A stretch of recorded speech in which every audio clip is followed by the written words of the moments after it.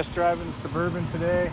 I went ahead and moved the front axle forward the 1 inch just to eliminate the rubbing on the front tire so I could drive it around.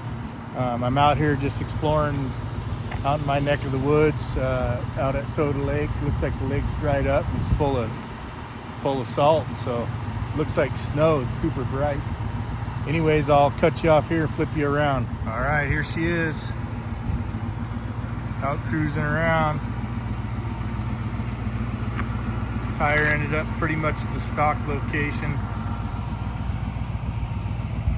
I got the spare tire on the back. That's my son's spare tire to his Suburban, just in case.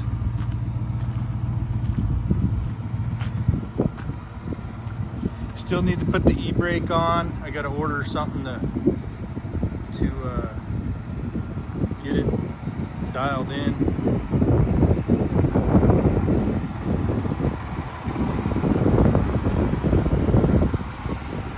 Anyways, that's a Suburban. There's the lake.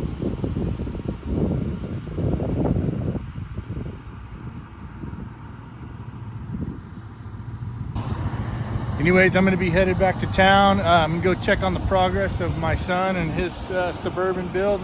We got the motor in it. He's got the radiator and all that stuff hooked up, the front core support, and we pretty much put the hood on last week.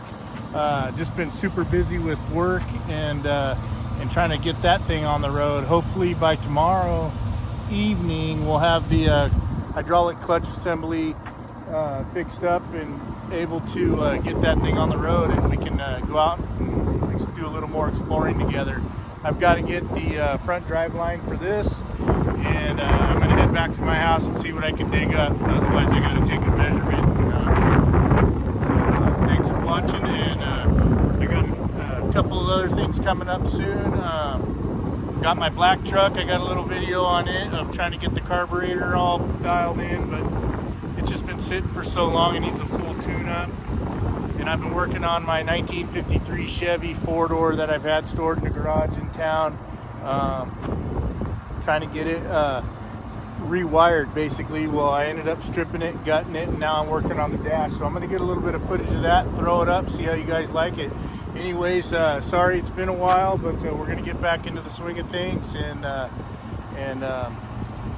we'll see you soon.